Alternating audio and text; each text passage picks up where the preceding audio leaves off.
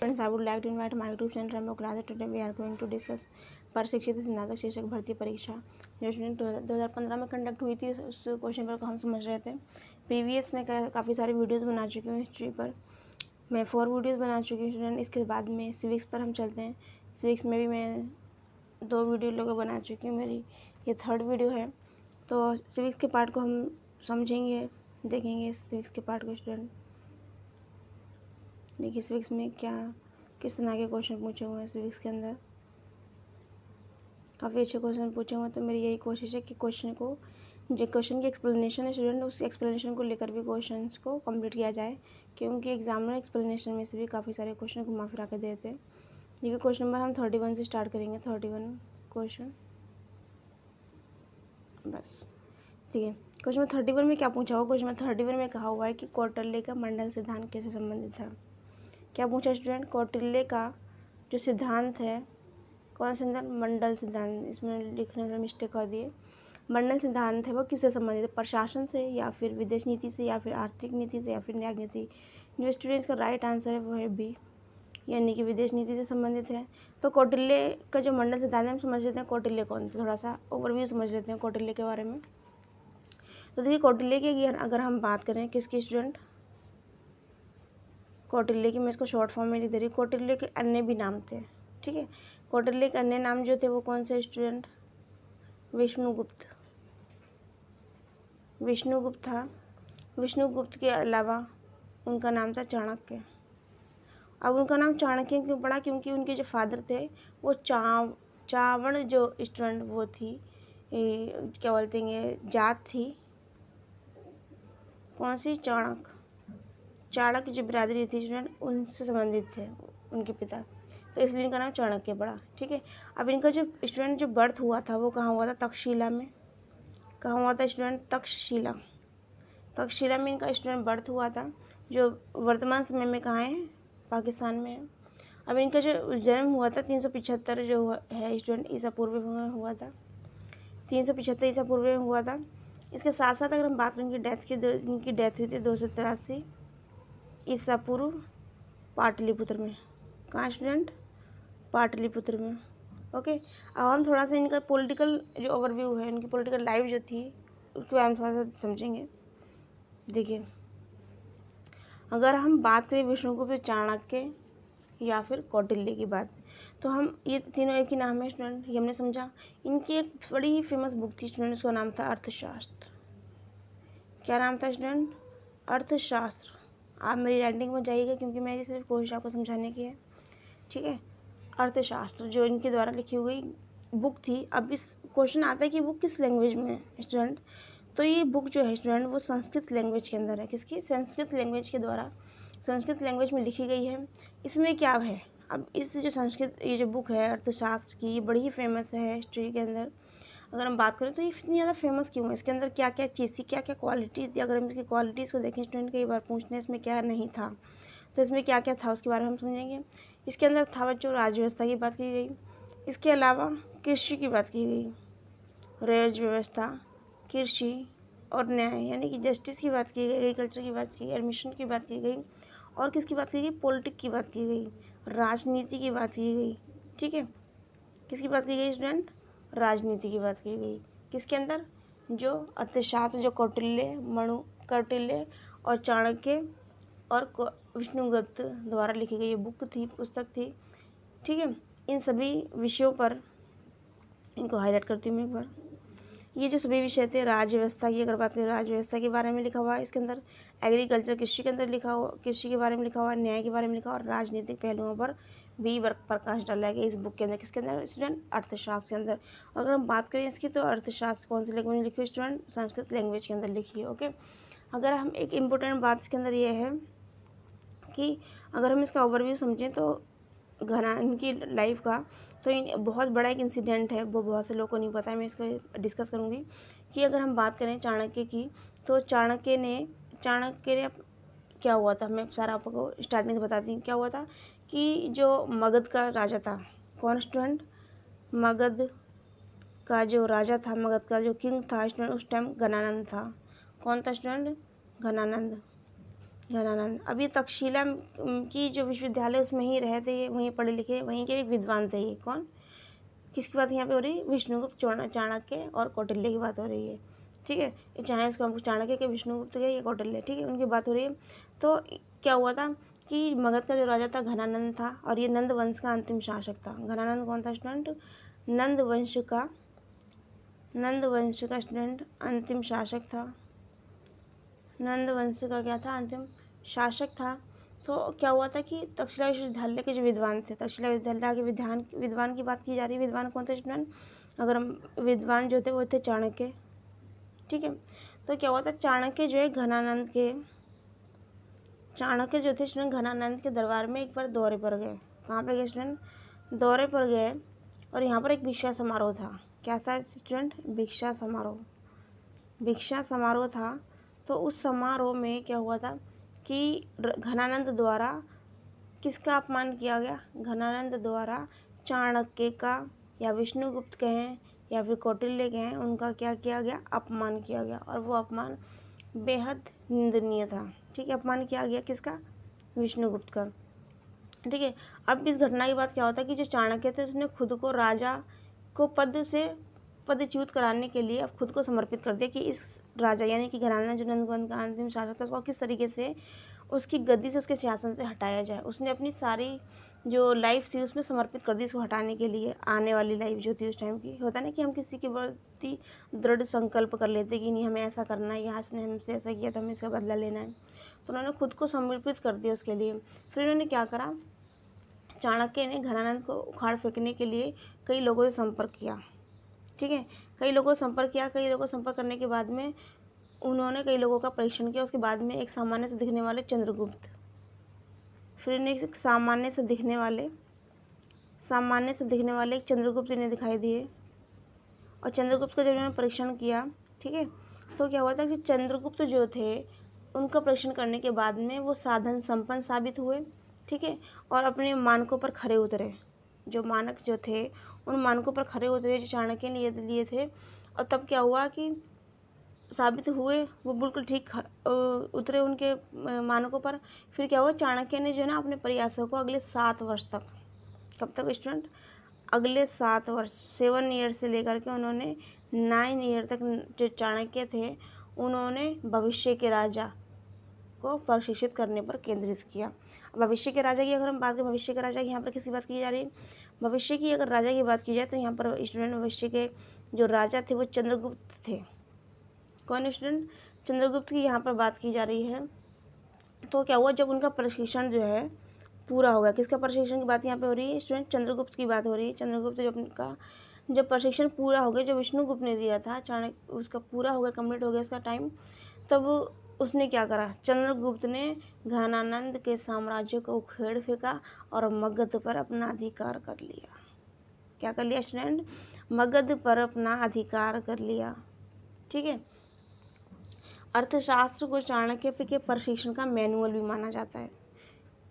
जो चाणक्य थे अर्थशास्त्र को उन्होंने एक मैनुअल माना, उसी के ज़रिए उन्होंने चंद्रगुप्त को उनको ट्रेंड किया।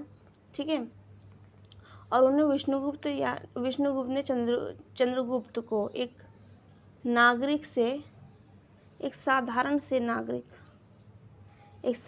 नागरिक से सम्राट बना दिया। क्या बना दिया स्टूडेंट? सम्राट बना दिया। ठीक है, देखिए कितना अच्छा उन्होंने काम करा। ठीक है, और आगे देखिए थोड़ा सा हम और भी समझते हैं। अब अर्थशास्त्र बात होते हैं। अर्थशास्त्र के उपदेशों ने न केवल चंद्रगुप्त को सत्ता पर कब्जा करने में सक्षम बनाया, सत्ता पर कब्जा करने में सक्षम बनाया, बल्कि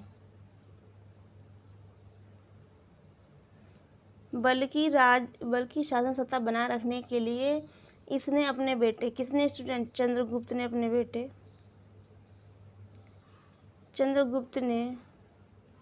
अपने बेटे का नाम क्या था स्टूडेंट? बिंदुसार। क्या नाम था स्टूडेंट? बिंदुसार, और यहाँ तक कि अपने पोते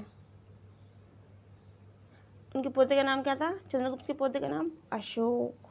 अशोक महान आपने बहुत पढ़ रखा है ना। तो अशोक जो थे इनके चंद्रगुप्त के क्या थे? पोते थे, और बेटे कौन थे? बिंदुसार। तो अशोक के सॉरी जो चंद्रगुप्त के जो पोते थे अशोक को सौंप दी। मतलब जो उन्होंने विष्णुगुप्त द्वारा जितना भी प्रशिक्षण लिया और जो बुक से सीखा वो सारा कुछ जो गुण थे स्टूडेंट वो उन्होंने अशोक को अपने पोते को सौंपे, और शासन सत्ता लगातार बनाए रखने का प्रयत्न किया गया। वो किसके द्वारा किया गया? किसकी बुक के द्वारा किया? चंद्रगुप्त की बुक और प्रशिक्षण के द्वारा किया गया। यानी कि कहते हैं ना कि कोई अच्छाई का अगर बीज अगर एक नस्ल में चल जाए तो वो आगे तक चलता ही रहता है, वो चीज़ हो गई है। ठीक है। इनकी प्रारंभिक सफलता का जो श्रेय है स्टूडेंट, जो अगर हम बात करें किसकी सफलता की यहाँ बात हो रही, यहाँ पर बात हो रही है अशोक की। किसकी स्टूडेंट? अशोक की अगर सफलता की बात करें, या फिर बिंदुसार की सफलता की बात करें, या फिर चंद्रगुप्त की सफलता की बात करें, अपने टाइम के बड़े ही महान ये लोग रहे हैं। अशोक का टाइम तो बहुत ही, अशोक के हर जगह अशोक ने बड़े ही अच्छे कार्य करे हैं जनता के लिए भी, और चंद्रगुप्त की बात करें उन्होंने बहुत से कार्य किए। तो ये जो तीनों लोग थे स्टूडेंट, बाप बेटे और पोते, तीनों लोगों ने अपने टाइम में बड़े ही अच्छे काम किए। हिस्ट्री उठा के देखिए आप, तो इनका जो श्रेय जाता है सफलता का वो किसको जाता है स्टूडेंट? किसको जाता है? अर्थशास्त्र को जाता है। किसको जाता है स्टूडेंट? अर्थशास्त्र, जो किसकी बुक थी? जो विष्णुगुप्त ने लिखी हुई थी। ओके स्टूडेंट, अब देखिए हम क्वेश्चन पे आते हैं अपने दोबारा से। कौटिल्य के मंडल सिद्धांत का इसका मैंने आंसर क्या बताया था स्टूडेंट? बी, विदेश नीति। ओके ठीक है। अगर हम बात करें नेक्स्ट क्वेश्चन की स्टूडेंट, किसकी?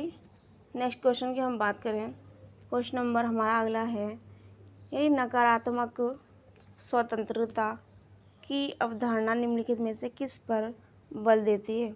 तो नकारात्मक हम किसकी बात कर रहे हैं? स्वतंत्रता की।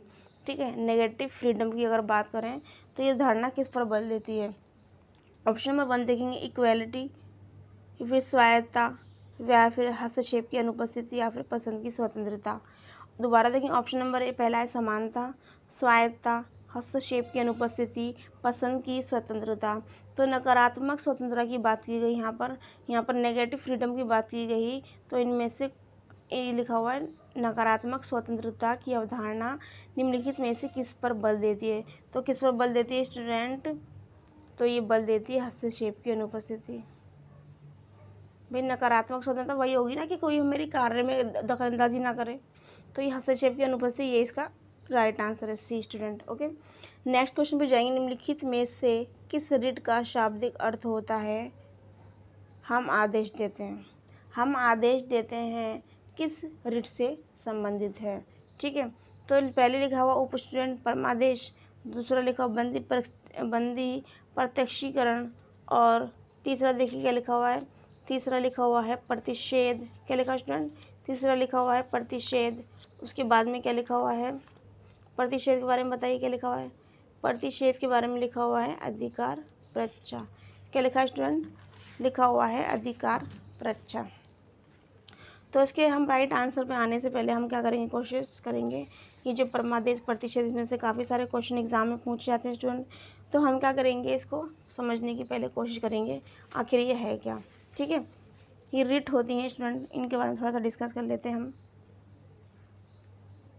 ये 5 प्रकार की रिट है स्टूडेंट। क्या है? ये 5 प्रकार की स्टूडेंट रिट हैं जो सुप्रीम कोर्ट जिनको जारी करती है। ठीक है। हम बात करें अगर आर्टिकल नंबर 33, आर्टिकल नंबर 33, तो उसमें लिखा हुआ संवैधानिक उपचारों का अधिकार लिखा स्टूडेंट।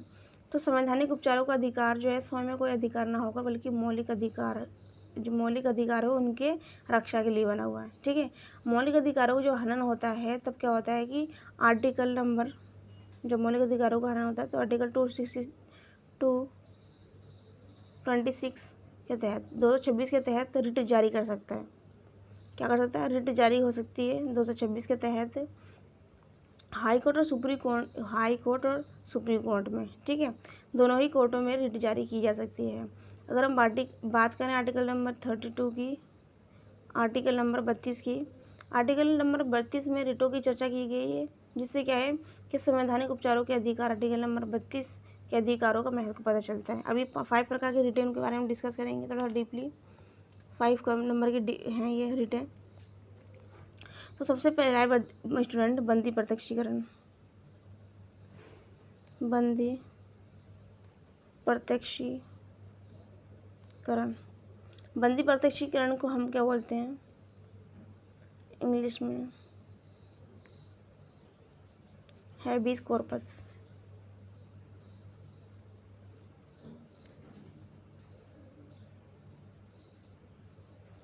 बाहर लिख लेती हूँ।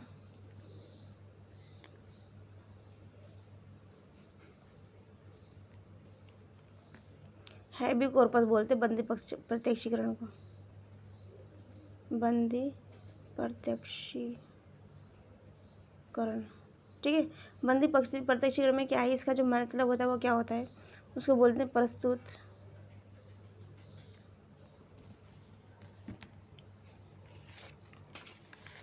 किया जाए। बंदी प्रत्यक्षीकरण को बोलते हैं प्रस्तुत किया जाए या फिर सामने लाया जाए या फिर हमें शरीर चाहिए। देखिए मैं दोबारा समझा देती हूँ आपको। हमें शरीर चाहिए भी आ सकता है क्वेश्चन के अंदर। ठीक है, बंदी प्रत्यक्षीकरण का मीन क्या है स्टूडेंट, बंदी प्रत्यक्षीकरण का यहाँ पूछेंगे मीन क्या है, तो फिर प्रस्तुत किया जाए ये भी इसका अर्थ है। ठीक है, प्रस्तुत किया जाए, सामने लाया जाए, ठीक है, या फिर हमें शरीर चाहिए। बंदी प्रत्यक्षीकरण के 3 ये क्या है अर्थ हैं। ठीक है, प्रस्तुत किया जाए तब भी इसका मतलब क्या है बंदी प्रत्यक्षीकरण, सामने लाया जाए इसका मतलब क्या है बंदी प्रत्यक्षीकरण, और हमें शरीर चाहिए इसका मतलब क्या है बंदी प्रत्यक्षीकरण की बात कर रही है। ठीक है स्टूडेंट, आगे हम समझेंगे इसके साथ। ये जो शब्द है स्टूडेंट वो एक लैटिन भाषा का शब्द है। बंदी प्रत्यक्षीकरण जो है स्टूडेंट वो क्या है, लैटिन भाषा का शब्द है। क्या है स्टूडेंट, लैटिन भाषा का शब्द है। ठीक है, अगर किसी व्यक्ति को राज्य द्वारा किसी अन्य व्यक्ति द्वारा जबरन हिरासत में रखा जाता है। देखिए, जब किसी व्यक्ति को जबरन हिरासत में रखा जाए, जबरन हिरासत में रखा गया हो, जबरन हिरासत में रखा गया हो, जबरन हिरासत में रखा गया हो, तो उस व्यक्ति के मूल अधिकारों का हनन हुआ है ना। तो वो अपने अधिकारों के हनन जो हुआ स्टूडेंट उनके आधार पर, अधिकारों के हनन के आधार पर, अधिकारों के हनन के आधार पर, अधिकारों के हनन के आधार पर याचिका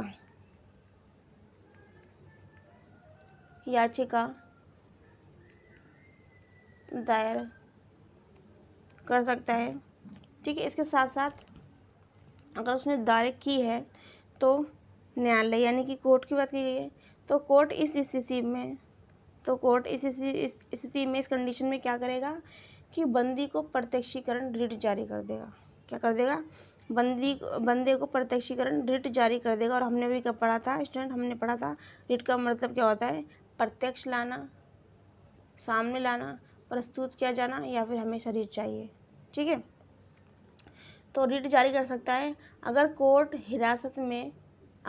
जो है हिरासत को कानून के सम्मत होती है, यानी कि जो हिरासत ली की गई है जिस भी इंसान की जबरन की गई है और उसे बता के उसके कारण को बता करके की गई है, यदि वो कानून के मुताबिक पुलिस वालों ने किसी इंसान को कानून के रूल रेगुलेशन फॉलो करके किसी को यदि व्यक्ति को पकड़ा है, ठीक है, तो क्या होगा, रिट जारी नहीं होगी। और यदि उन्होंने व्यक्ति के अधिकारों को हनन किया है, कानून के जो रूल रेगुलेशन को फॉलो करते हुए नहीं उसको पकड़ा, उस व्यक्ति को उसके अधिकारों को हनन किया है, तो रिट जारी सुप्रीम कोर्ट द्वारा या हाई कोर्ट द्वारा की जा सकती है। ठीक है, और ये जो रिट है किसी सार्वजनिक प्राधिकरण, अब जब हमें ये पता चल गया हमें कहाँ इसको अप्लाई कर सकते हैं। अब हमें ये देखना है कि ये जो रिट है ये कहाँ कहाँ पर नहीं अप्लाई होती है। तो देखिए,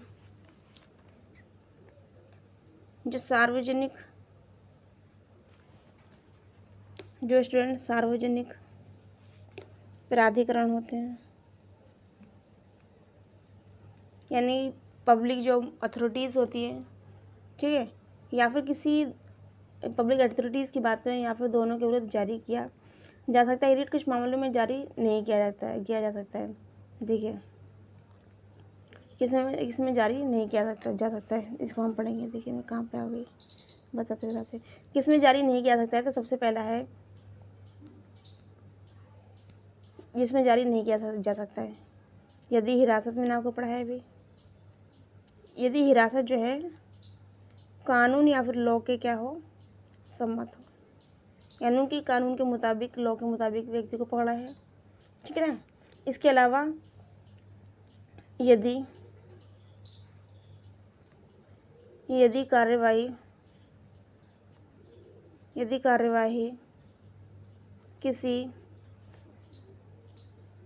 कार्यवाही किसी विधानमंडल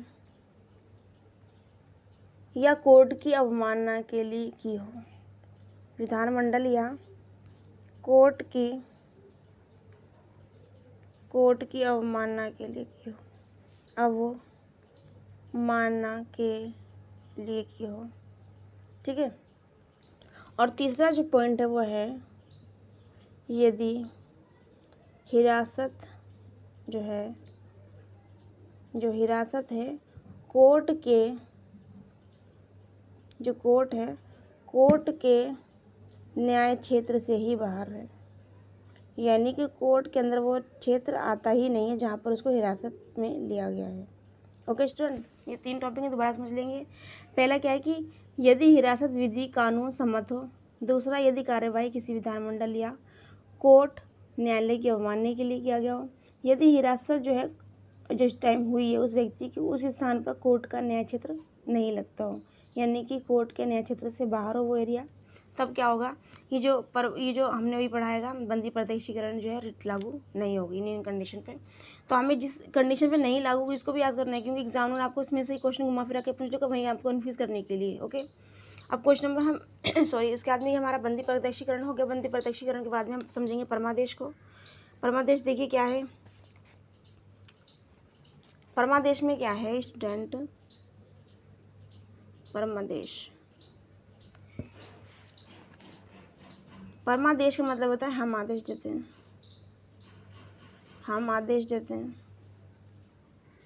और हमारा जो क्वेश्चन नंबर 3 हमने पढ़ा था किस रेट का अर्थ होता है, हम आदेश देते हैं, तो हमारा देखिए वही आ गया परमादेश, यानी कि ए इसका आंसर है। क्वेश्चन नंबर 13 जो इसका राइट आंसर है, 13 कह रही हूँ मैं, इस वाले क्वेश्चन का आंसर है ए। क्वेश्चन नंबर परमादेश को हम समझें, परमादेश क्या है। तो परमादेश ये एक ऐसा अधिकार है जो सार्वजनिक इकाई, पब्लिक यूनिट, जैसे कि अधीनस्थ न्यायालय हो गए, है ना, सबोर्डिनेट कोर्ट बोलते हैं जिनको, जैसे अधीनस्थ न्यायालय,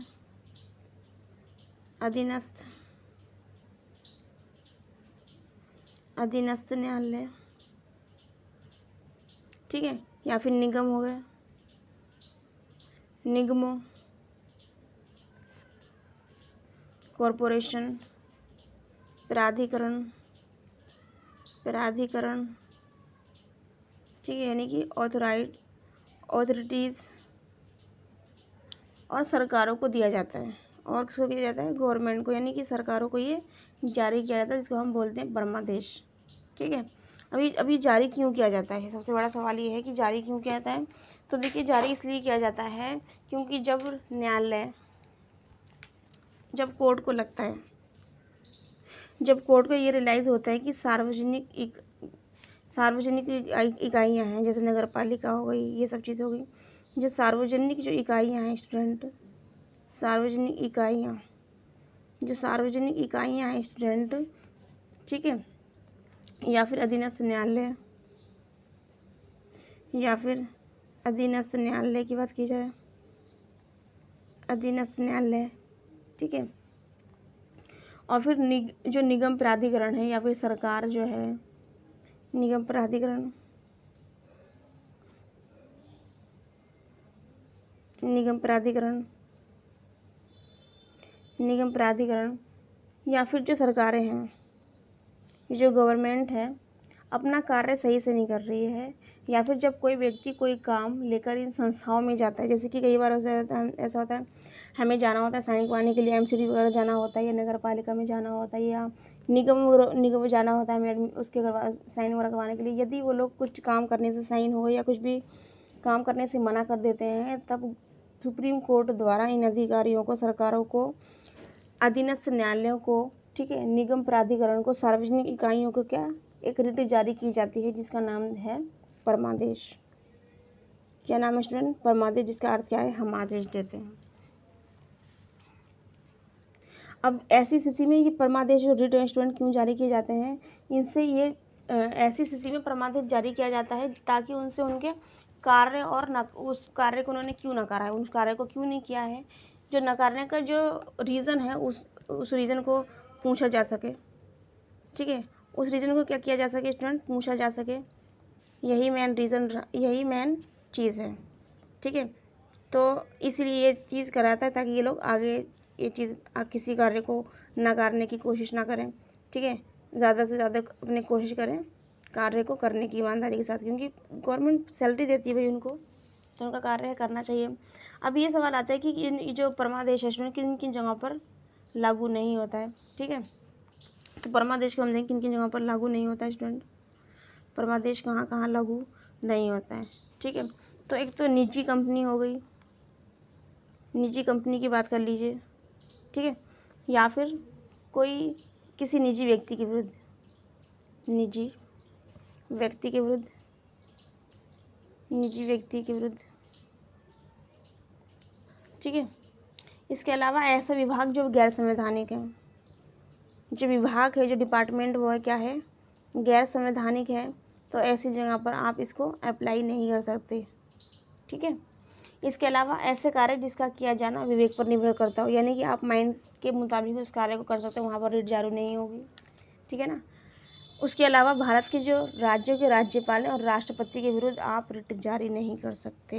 ओके, यानी कि सुप्रीम कोर्ट को ये राइट नहीं है कि वो राज्यपाल यानी कि जी गवर्नर या फिर प्रेसिडेंट की अगर हम बात करें राष्ट्रपति, तो ये उनके विरुद्ध रिट जारी नहीं कर सकते। इसके अलावा उच्च न्यायालय के मुख्य जो न्यायाधीश हैं उनके विरुद्ध भी, हाई कोर्ट के जो चीफ जस्टिस हैं स्टूडेंट,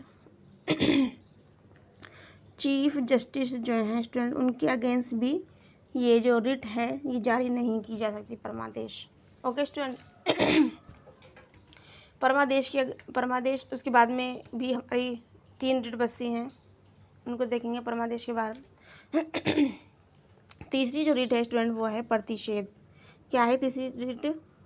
थर्ड जो रिट है स्टूडेंट वो है प्रतिषेध। क्या है स्टूडेंट? प्रतिषेध। प्रतिषेध, प्रतिषेध को हम समझेंगे। प्रतिषेध में क्या है कि इसका मतलब होता है रोकना। प्रतिषेध में आपने देखा ना प्रोहिबिशन, इसको एक्चुअली प्रोहिबिशन में कहते हैं, उसका मतलब होता है रोकना, रोकना। ओके स्टूडेंट, रोकना होता है इसका मीन्स। और इसमें क्या होता है, किसी भी न्यायिक या फिर अर्ध न्यायिक जो संस्था के विरुद्ध जारी हो सकता है, ये जो वो होता है प्रतिषेध, किसी भी न्यायिक और अर्ध न्यायिक जो संस्था होती है इसके विरुद्ध जो है जारी हो सकता है। इसके माध्यम से न्यायालय के न्यायिक और अर्ध न्यायिक संस्थाओं को अपने अधिकार क्षेत्र के बाहर निकलकर कार्य करने से रोकती है।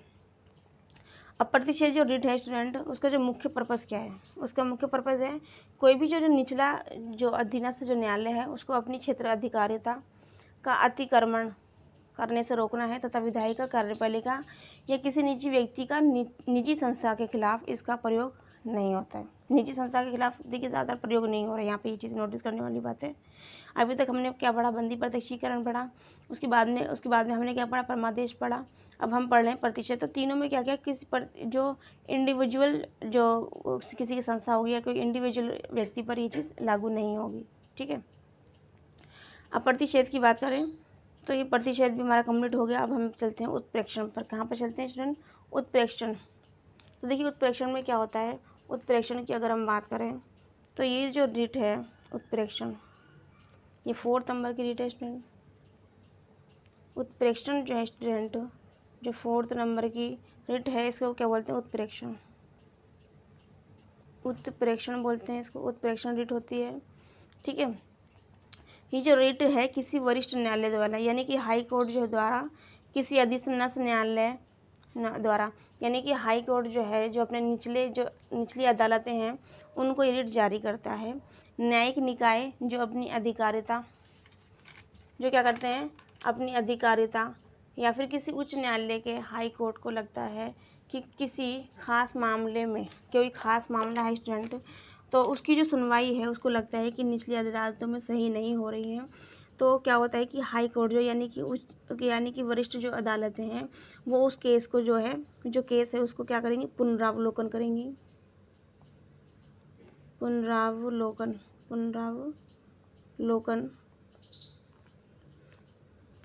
यानी कि रिव्यू के लिए उसे खुद उसे लगेगा कि ये केस मुझे खुद हैंडल करना चाहिए। मान लीजिए सुप्रीम कोर्ट को लगेगा कि ये केस उसे खुद सॉल्व करना चाहिए, तो वो क्या करेगा? इस मामले को निचली अदालतों में होगा तो उसको अपने पास बुला लेगा, यानी कि जो वो केस है उस केस को वो क्या करेगा? अपने पास बना लेगा उनकी खुद सुनवाई करने के लिए। तो ऐसी स्थिति में जो पूरा का प्रोसेस है स्टूडेंट, सुप्रीम कोर्ट का निचली अदालतों से केस मंगाने का, तो उसको ही क्या कहा जाएगा स्टूडेंट? उत्प्रेक्षण कहा जाएगा। ठीक है, और ये केस अपने पास मंगा लेता है। ठीक है, प्रतिषेध और उत्प्रेक्षण में क्या अंतर है? प्रतिषेध और उत्प्रेक्षण में अंतर है, प्रतिषेध जो है उस समय जारी की जाती है जब कोई कार्यवाही चल रही हो। समझिए, प्रतिषेध की अगर हम बात करें, किसकी स्टूडेंट? प्रतिषेध की अगर हम बात करें तो प्रतिषेध क्या है? ये उस समय की रिट जारी की जाती है जब कार्यवाही चल रही हो, जब क्या हो? कार्यवाही जो है ऑनगोइंग हो, कार्यवाही जो है चल रही हो, कार्यवाही चल रही हो, उससे क्या करना है? उस कार्यवाही को रोकना, इसका मेन पर्पस है। मेन पर्पस क्या है स्टूडेंट? कार्यवाही को रोकना ही मेन पर्पस है। देख लीजिए, हाईलाइट कर देती हूँ मैं हल्का सा। कार्यवाही को क्या है? जो चल रही है कार्यवाही, उस कार्यवाही को क्या करना है? रोकना है। ये किसका मीन है? किसका अर्थ है? ये किसका कार्य है? ये प्रतिषेध का। प्रतिषेध मीन्स क्या होता है? प्रोहिबिशन। प्रोहिबिशन का मीन्स हमने अभी पढ़ा था। प्रोहिबिशन का मीन्स क्या होता है स्टूडेंट? हमने पढ़ा था रोकना। क्या पढ़ा था हमने स्टूडेंट? रोकना पढ़ा था हमने स्टूडेंट। ठीक है, और अगर हम उत्प्रेक्षण की बात करें तो उत्प्रेक्षण को हम समझेंगे अभी। देखिए, उत्प्रेक्षण में क्या था? उत्प्रेक्षण में क्या है? कार्यवाही जब समाप्त हो जाती है, उत्प्रेक्षण किसकी हम बात करें? उत्प्रेक्षण में क्या होता है? कार्यवाही जो है समाप्त होने के बाद जो निर्णय लिए जाते हैं, उत्प्रेक्षण रिट जो है कार्यवाही समाप्त होने के बाद, उत्प्रेक्षण जो रिट है कार्यवाही समाप्त होने के बाद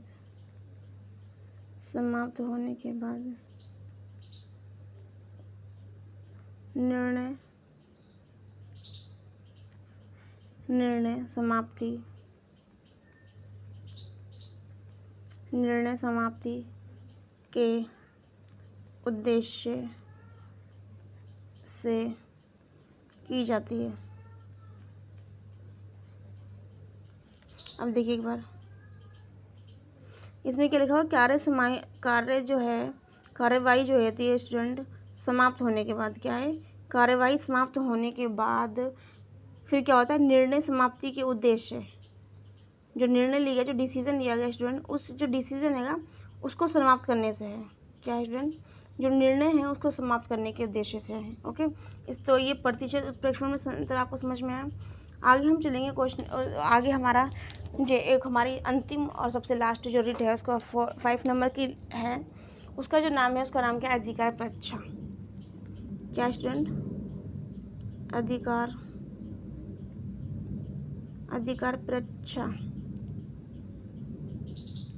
परीक्षा, और सबसे अपने आप में 5 नंबर की सबसे लास्ट रिट है। अब अधिकार परीक्षा में क्या होता है? अधिकार परीक्षा का जो मीन है स्टूडेंट वो क्या है? क्वेश्चन पूछना। ठीक है, इसमें क्या होता है कि यह सबसे ज़्यादा अंतिम रिट है। इसका अर्थ होता है प्राधिकरण या फिर वारंट द्वारा। क्या स्टूडेंट? ऑथोराइज या फिर वारंट। देखिए, प्राधिकरण, प्राधिकृत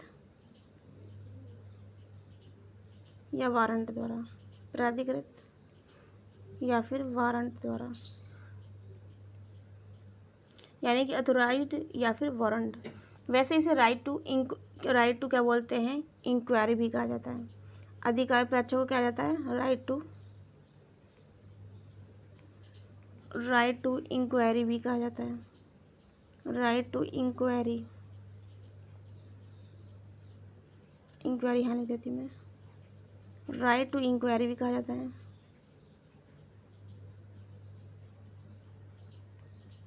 राइट टू इंक्वायरी, ये क्यों बनाए, ओके, राइट टू इंक्वायरी भी कहा जाता है। ठीक है, इसके तहत न्यायालय जांच कर सकता है कि कोई व्यक्ति जिस भी सार्वजनिक पद पर है, ठीक है, तो वो उस पद पर रहने का अधिकारी है या नहीं है। ये कौन करेगा, अधिकार परीक्षा करेगा। ठीक है, इसके अलावा क्या होता है कि अगर हम दूसरे शब्द में कहें तो उस पद पर रहते हुए उसने जो भी निर्णय लिए, मान लीजिए कोई टीचर है, उसने पद पर है, उसने जो निर्णय लिए वो लेने का अधिकारी है या नहीं है। ठीक है, इसमें न्यायालय उस व्यक्ति से पूछ सकता है कि आप किस अधिकार के तहत या फिर किस शक्ति का प्रयोग करके किसी आमुख कार्य को किया या फिर निर्णय लिया। ये अधिकार परीक्षा के अंतर्गत है। इसमें सबसे मेन इम्पोर्टेंट है, ये रिट जो है किसी मंत्री के कार्यालय या फिर निजी कार्यालय के लिए जारी नहीं होगा। यहाँ इस 5 रिटों के अंदर निजी वर्ड बहुत आ रहा है, ये आप ध्यान रखेंगे थोड़ा सा। निजी व्यक्ति और निजी किसी कंपनी या फिर निजी के किसी व्यक्ति के ऊपर ये रिट जारी नहीं किया सकती या फिर किसी मंत्री के कार्यालय वगैरह पे नहीं किया जा सकती है। ठीक है, क्वेश्चन हमारा कंप्लीट होता है, दोबारा हम क्वेश्चन पे जाएंगे, समझेंगे क्वेश्चन को। थोड़ा सा लेंथी हो गया लेकिन कोई नहीं, अपने एग्जाम पॉइंट ऑफ व्यू से बहुत ज़्यादा इंपॉर्टेंट है ये परमादेश। 5 के 5 रिट दोबारा से हम कई बार आप देख लीजिएगा, इन रिटों को पढ़ लीजिएगा, बहुत इंपॉर्टेंट है। हमने पढ़ा था हम आदेश देते हैं, इसका मीन जो है ना क्या था, हमने पढ़ा था परमादेश, अभी हमने पढ़ा है। तो राइट आंसर क्या है इसका, राइट आंसर स्टूडेंट ए। आगे हम चलेंगे नेक्स्ट क्वेश्चन पर, क्वेश्चन नंबर 34 पर। 33 का आंसर क्या था स्टूडेंट, परमादेश था। 34 पे चलेंगे स्टूडेंट हम क्वेश्चन पर। 34 में देखिए क्या पूछा है। 34 में इन्होंने बोला है कि स्वतंत्रता, क्या स्टूडेंट, इन्होंने क्या पूछा है, इन्होंने कहा है स्वतंत्रता और समानता साथ साथ नहीं रह सकते। क्या कहा इन्होंने कहा है कि स्वतंत्रता और जो है समानता साथ साथ नहीं रह सकते हैं। ये जो नहीं रह सकते हैं ये किससे संबंधित है, ये डायसी से संबंधित है या फिर एक्टन संबंधित है या फिर बर्लिन या फिर डार्किन। तो इसका राइट आंसर बी स्टूडेंट है। लॉर्ड एक्टन ऐसे इंसान थे जिन्होंने कहा था स्वतंत्रता और समानता एक साथ नहीं रह सकते। क्वेश्चन नंबर 35 पे हम जाएंगे। उसमें 35 में कहा कि क्या कहा है कि अम्बेडकर ने कहा कि संविधान के हृदय किस अधिकार का वर्णन डॉक्टर अम्बेडकर ने संविधान के हृदय और आत्मा के रूप में किया है। तो सबसे पहला अधिकार है स्टूडेंट समानता का अधिकार, दूसरा स्वतंत्रता का अधिकार, संपत्ति का अधिकार, संवैधानिक उपचारों का अधिकार। अगर हम स्टूडेंट इन अधिकारों की बात करते हैं तो राइट आंसर इसका स्टूडेंट जो है वो डी है।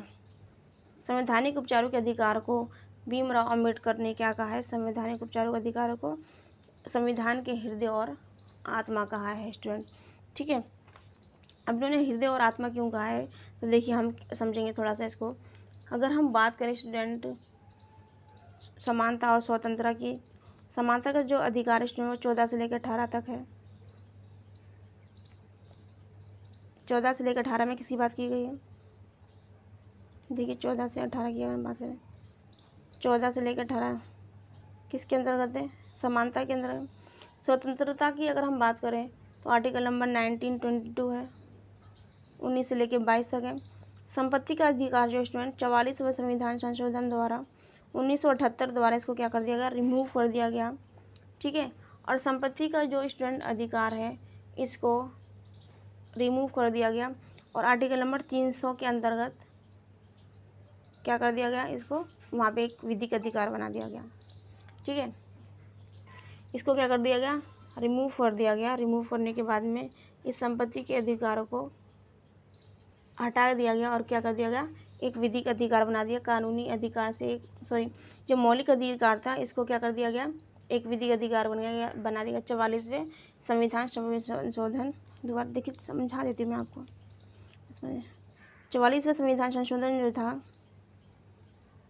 44वां अमेंडमेंट होता 1978, ठीक है, उसके द्वारा मौलिक अधिकारों की सूची से हटाकर इसको संविधान के जो भाग 12 है पार्ट 12 के अंदर रख दिया। और आर्टिकल नंबर 300, आर्टिकल नंबर 300 के तहत, आर्टिकल नंबर 300 के तहत ये क्या बन गया, एक कानूनी या इसे कहें विधिक कानून या फिर विधिक अधिकार बना दिया गया।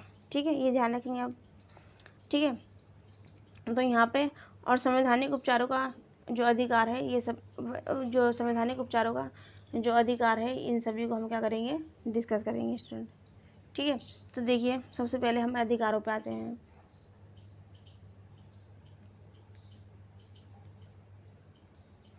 पहला अधिकार जो हमारा अधिकार है 14 धारा में समानता का अधिकार, उसके अंदर क्या है, विधि के समक्ष समानता का अधिकार।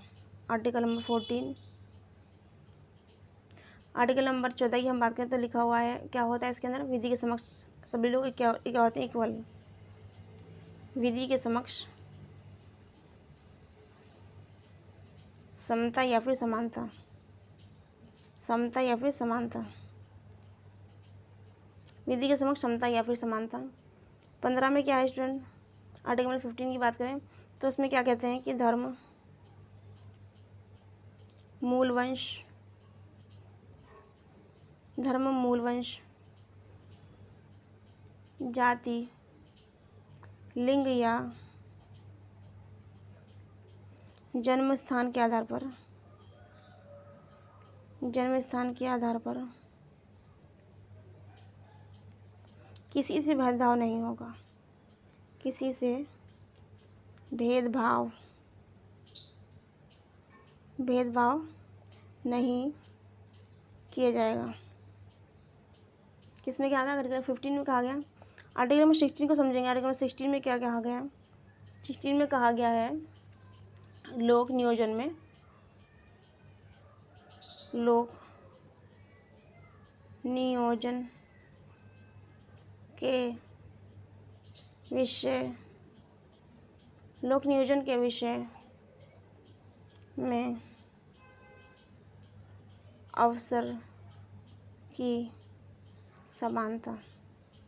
इसका मीन क्या है, यानी कि देश के जितने भी नागरिक हैं उनको शासकीय सेवाएं जो हैं, देश के जितने भी नागरिक हैं उनको शासकीय जो सेवाएं हैं, एडमिनिस्ट्रेटिव जो सर्विसेज हैं स्टूडेंट, वो प्रोवाइड की जाएंगी। उनको सभी को क्या दिया जाएगा, समान इक्वल जो है उनको क्या दी जाएंगी, अपॉर्चुनिटीज़ दी जाएंगी, उनको समान अवसर दिए जाएंगे, ताकि वो जो एडमिनिस्ट्रेटिव जो सर्विसेज हैं, जो जिसको हम सिविल सर्विसेज से बोलते हैं, IAS IPS जो एग्ज़ाम होते हैं बच्चों, ठीक है, तो जो ये जो एग्ज़ाम होते हैं स्टूडेंट, इन एग्ज़ाम में इंसान अपनी योग्यता अनुसार उनको अवसर दिए जाएंगे कि वो इनको संभाल सकें, इन पोजीशन को अपनी पोजीशन ले सके। ठीक है, तो इसी किसमें बात की गई, आर्टिकल नंबर 16 में बात की गई, आर्टिकल नंबर 16 के अंदर बात की गई। ठीक है, 17 के अंदर की गई अस्पृश्यता का अंत, ये बहुत इंपॉर्टेंट है। 17 में क्या है, अस्पृश्यता का अंत, अस्पृश्यता का अंत 17। और 18 क्या है, उपाधियों का अंत। उपाधियों का अंत में समझेंगे क्या है, उपाधियों का अंत। उपाधियों के अंत की अगर बात करें तो इसमें क्या है, शिक्षा और सैनिक क्षेत्र को छोड़कर, ये एजुकेशनल और जो सेना का जो क्षेत्र होता है उसको छोड़कर राज्य द्वारा सभी की उपाधियों का अंत कर दिया गया। यानी कि जो उपाधि दी जाएंगी सिर्फ शिक्षा यानी कि एजुकेशन डिपार्टमेंट, और जो सैनिक डिपार्टमेंट है सिर्फ उनको ही दी जाएगी। ठीक है, यदि किसी व्यक्ति को बाहर विदेश से कोई वो मिलता है, कोई प्राइज़ मिलता है, कोई विदेशी पुरस्कार मिलता है और वो इंडियन उसकी नागरिकता से प्राप्त है, तो वो बिना राष्ट्रपति की परमिशन से वो क्या कर सकता है, पुरस्कार ग्रहण नहीं कर सकता है। कौन, इंसान जो कहाँ का नागरिक हो, इंडिया का नागरिक हो। ठीक है, ये कंप्लीट हो गया। अब हमारा है स्वतंत्रता का अधिकार, जिसको राइट टू फ्रीडम भी कहते हैं। क्या, स्वतंत्रता का अधिकार। तो इसमें स्वतंत्रता की अगर बात करें तो आर्टिकल नंबर 19 में बताया 22 तक है। आर्टिकल नंबर 19 से इसमें क्या है, विचार, विचार, अभिव्यक्ति, विचार अभिव्यक्ति की स्वतंत्रता, विचार अभिव्यक्ति की स्वतंत्रता। 20 में क्या है, अपराध की दोषिंदगी के संबंध में संरक्षण, यानी कि हमारे पास ये पूरा राइट है कि हमने, यदि पुलिस पकड़ के ले जाती है और हमें पूरा राइट है कि हम अपने आप को दोष रहित भी घोषित कर सकते हैं। ये हमें क्या है, अपॉर्चुनिटी मिलेगी, हमारा इंडिया में रहकर के हमें एक सुविधा मिलेगी अपराध की दोष सिद्धि, अपराध के दोष सिद्धि के संबंध में। ठीक है, 20 में हमने समझा अपराध के दोष सिद्धि के संबंध में। ठीक है, उसके बाद में 21 जो है स्टूडेंट वो है प्राण और दैहिक स्वतंत्रता, प्राण और दैहिक स्वतंत्रता। और 21 में राइट टू एजुकेशन की बात की। मैं पहले प्रीवियस वीडियोस में आपको बता चुकी हूँ कौन से अमेंडमेंट के द्वारा ये 21A आया था, इसमें क्या क्या बात की गई है। ठीक है, ये क्वेश्चन हमारा जो है कंप्लीट हो गया। तो बच्चों हमारा जो आंसर था इसमें 35 जो था स्टूडेंट, 35 जो हमने पढ़ा था, अम्बेडकर ने किसे संविधान का हृदय और आत्मा का, तो इसका आंसर स्टूडेंट डी है। आगे दिया हुआ है कि निम्नलिखित में से कौन सा मार्क्सवादी संबंधित नहीं है, मार्क्सवाद संबंधित नहीं है। तो पहले लिखा हुआ इतिहास की भौतिक व्याख्या, वर्ग संघर्ष, अतिरिक्त मूल्य या फिर यात माध्यम। तो यात माध्यम जो स्टूडेंट, ये इसका डी राइट आंसर है। क्वेश्चन नंबर 37 में लिखा भारतीय संविधान की दार्शनिक आधार भूमि है। तो क्या आधार भूमि पहले लिखा हुआ है, राज्य नीति निर्देशक तत्व, मौलिक अधिकार, संघीय संरचना या फिर प्रस्तावना। तो इसमें पूछा गया है भारतीय संविधान की दार्शनिक आधार भूमि क्या है। ठीक है, तो उसका राइट आंसर स्टूडेंट डी है, यानी कि प्रस्तावना है। क्वेश्चन नंबर आगे देखेंगे, लिखा हुआ निम्नलिखित में से कौन, एक बार देखिए क्वेश्चन नंबर 38 में क्या पूछ रहे हैं। क्वेश्चन नंबर 38 में इन्होंने पूछा है कि राज्य के नीति निर्देशक तत्वों में सम्मिलित नहीं है, क्या सम्मिलित नहीं है, धर्म को अबाध रूप से मानने, आचरण तथा प्रचार की स्वतंत्रता, समान न्याय, निःशुल्क विधिक सहायता, कामगारों के लिए निर्वाहन मजदूरी, वनों तथा वन्य जीवों की रक्षा। तो उसका राइट आंसर है स्टूडेंट ए, राज्य की नीति निर्देशक तत्वों में शामिल है सामान्य न्याय, निःशुल्क विधि सहायता, कामगारों के लिए निर्वाहन मजदूरी और इसके साथ साथ वनों तथा वन्य जीवों की रक्षा। लेकिन धर्म को अबाध रूप से मानने और आचरण करने की स्वतंत्रता ही जो है राइट टू फ्रीडम के अंतर्गत है। ओके, ना कि राज्य की नीति निर्देशक तत्व। राज्य की नीति निर्देशक तत्व की अगर हम बात करें तो 36 से 51 तक राज्य के नीति निर्देशक तत्वों की बात की गई है। अगर हम बात करें मौलिक अधिकारों की, फंडामेंटल राइट की, तो आर्टिकल नंबर 12 टू 35 तक किसकी बात की गई है, मौलिक अधिकारों की। ठीक है, क्वेश्चन नंबर आगे देखेंगे, लिखा हुआ है कि राज्य नीति के निर्देशक तत्वों को नहीं ले जाया जा सकता है। राज्य के नीति निर्देशक तत्वों को न्यायालय में नहीं ले जाया जा सकता। तो कौन से ऐसी चीज़ें हैं जिनको न्यायालय में नहीं ले जा सकता, राज्य की नीति निर्देशक तत्वों को न्यायालय में नहीं लिया जा सकता है। ये किस आर्टिकल में कहा गया है, article number 40, article number 37, article number 42 या फिर आर्टिकल नंबर 45। तो आर्टिकल नंबर देखिए, इसमें राइट आंसर जो है इसका वो क्या है, आर्टिकल नंबर बी, यानी कि आर्टिकल नंबर 37। आर्टिकल नंबर 37 जो है न्यायालय में नहीं ले जाया जा सकता। आगे क्वेश्चन देखेंगे, आर्टिकल नंबर हम 40 को समझ लें थोड़ा सा। आर्टिकल नंबर 40 में क्या है, आर्टिकल नंबर 40 की अगर हम बात करें तो 40 जो आर्टिकल 40 ये ग्राम पंचायत से संबंधित है। ग्राम पंचायत ग्राम पंचायत से संबंधित है। ठीक है, आर्टिकल नंबर 42 की अगर हम बात करें तो इसमें क्या बताया गया है, इसमें बताया गया है काम की न्याय संगत, दोबारा राइटिंग साफ नहीं आ रही है, 40 में आपको बता चुकी हूँ। ग्राम पंचायतों का संगठन, ग्राम पंचायतों का संगठन,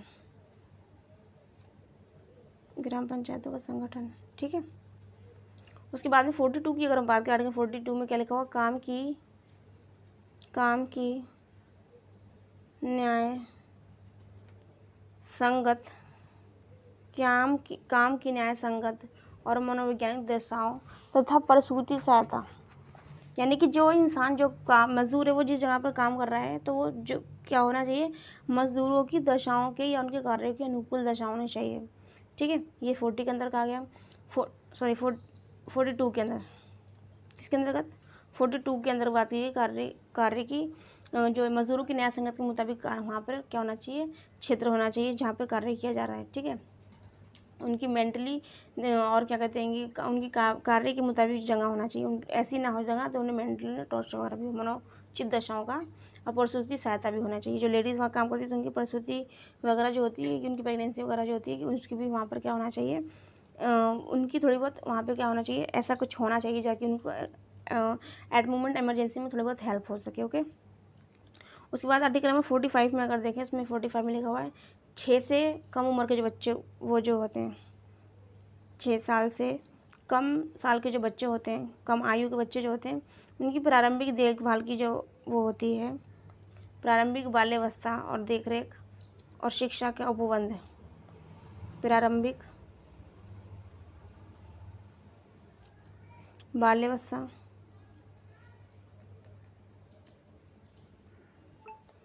6 साल से कम आयु की बात हो रही है, प्रारंभिक बाल्यावस्था, देखरेख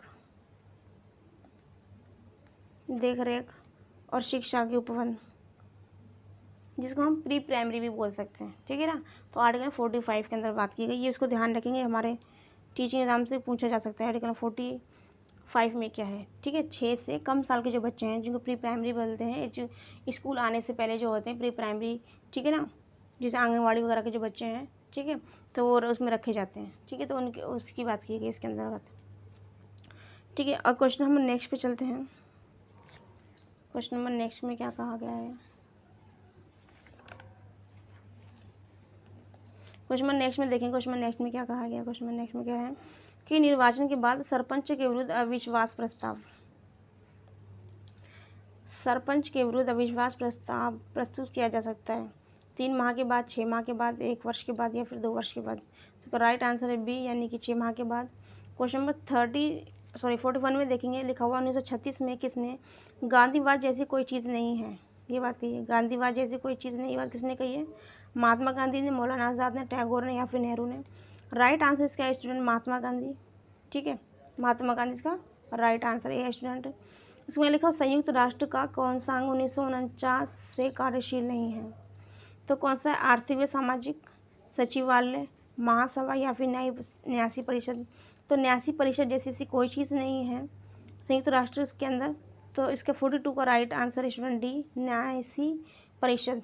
इसके अंदर हम क्वेश्चन और भी पढ़ सकते हैं, दोबारा ये क्वेश्चन लगा सकते हैं कि संयुक्त राष्ट्र के कौन से अंग हैं, तो देखिए आर्थिक व सामाजिक परिषद, सचिवालय और महासभा, ये 3 इसके अंग हैं।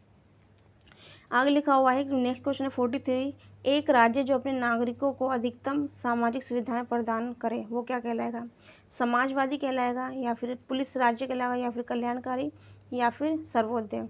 तो इसका राइट आंसर स्टूडेंट सी है, ऐसा राज्य जहाँ पे नागरिकों को अधिक से अधिक सुविधाएं दी जाती है तो ऐसे राज्य को कल्याणकारी राज्य कहेंगे। राइट आंसर है सी। क्वेश्चन नंबर 44 में देखेंगे, एक आधुनिक राज्य संविधान के बिना राज्य नहीं अपितु अराजकता का शासन है, ये बात किसने कही है, डेफिनेशन है ये बच्चों किसने कही है, लॉर्ड ब्राइस ने कही है या फिर डाइसी ने कही है या फिर जेलिनेक ने कही है या फिर किसने कही है, जो भी शॉ ने की। तो इसका राइट आंसर है स्टूडेंट सी, यानी कि जेलिनेक। क्या स्टूडेंट? जेलिनेक। आगे एक नेक्स्ट क्वेश्चन है, नेक्स्ट एंड लास्ट क्वेश्चन बचते हैं हमारे। देखिए नेक्स्ट एंड लास्ट क्वेश्चन में हमारे बचते हैं हॉब्स के लेवियाथन। लेवियाथन किसने दिया स्टूडेंट? हॉब्स ने दिया था। और कॉमनवेल्थ जो शब्द है इसका जो अर्थ है वो क्या है? संप्रभु, समाज, राज्य एवं सरकार के लिए सामूहिक नाम, या फिर प्राकृतिक अवस्था में रहने वाले लोगों का वर्ग, या फिर विपरीत में से कोई नहीं। तो जो कॉमनवेल्थ जो शब्द है वो सबसे पहले हॉब्स ने यूज़ किया था अपनी लेवियाथन बुक के अंदर। इसका जो राइट आंसर स्टूडेंट ए है, यानी कि संप्रभु। कॉमनवेल्थ का जो राइट आंसर है उसका नाम है संप्रभु। और संप्रभु कॉमनवेल्थ जो आपने सुना भी है गेम है, वो आपको कमेंट बॉक्स में बताना कि कॉमनवेल्थ गेम जो कब से स्टार्ट हुए हैं। नेक्स्ट क्वेश्चन है सामाजिक संविदा, यानी कि सोशल कॉन्ट्रैक्ट जो थ्योरी है वो किसने दी है? वो दिया रूसो ने। अब क्या है कि सोशल कॉन्ट्रैक्ट जो सिद्धांत है उसके मुताबिक ये सब चीज़ें नीचे वो दिया उन्होंने ऑप्शन लिखा हुआ है। सोशल कॉन्ट्रैक्ट के सिद्धांत के मुताबिक राज्य एक नैतिक संस्था है, या फिर राज्य एक मानवरहित संस्था है, या फिर राज्य प्राकृतिक और आवश्यक है। राज्य की प्रकृति जो है एक क्या है? सावयवी है। तो राज्य जो है इसका जो राइट आंसर स्टूडेंट बी है, 46 का राइट आंसर बी है। राज्य एक मानवकृत संस्था है। ओके स्टूडेंट, क्वेश्चन 47 को देखेंगे। मार्क्स के अनुसार कौन ऐतिहासिक परिवर्तन का मार्क्स के अनुसार कौन ऐतिहासिक परिवर्तन का प्रमुख कारक है? तो प्रमुख कारक इसमें पूछा हुआ है मार्क्स के मुताबिक ऐतिहासिक परिवर्तन का। तो लिखा हुआ है पहला वर्ग, या फिर जनता, या फिर वर्ग, या फिर दल। देखिए आपने पढ़ा होगा हिस्ट्री के अंदर जब भी ऐतिहासिक परिवर्तन हुए तो उसके पीछे कोई ना कोई वर्ग रहा है। तो इसके राइट आंसर स्टूडेंट सी, यानी कि वर्ग। क्वेश्चन नंबर 48 को पढ़ेंगे धन विधेयक। क्या स्टूडेंट? धन विधेयक को परिभाषित किया गया। मैंने धन विधेयक को आपको पढ़ाया गया है।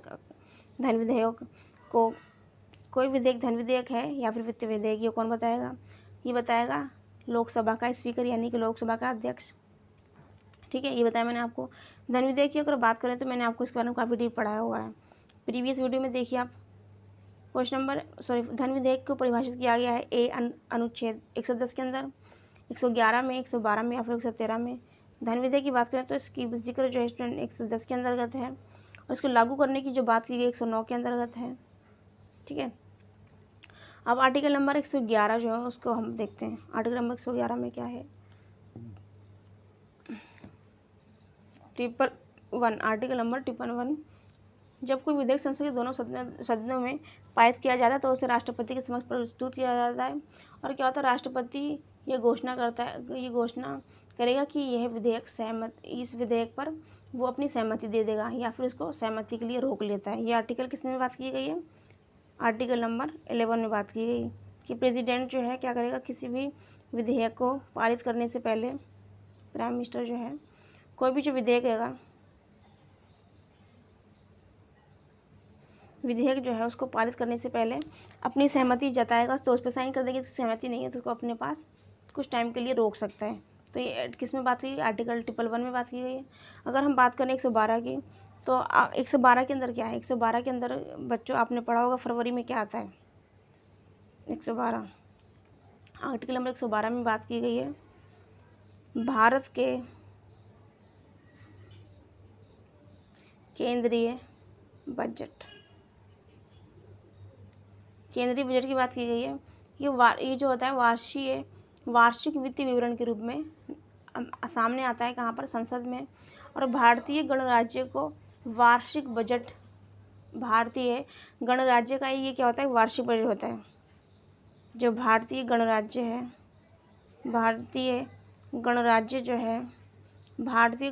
का ये क्या होता है?